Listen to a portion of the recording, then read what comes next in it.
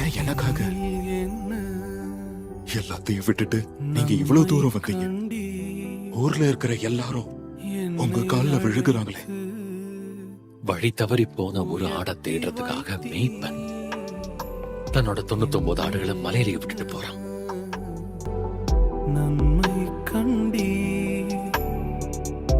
உங்களுக்கு என்ன வேணும்? என்னோட வார்த்தைகளை நம்பு.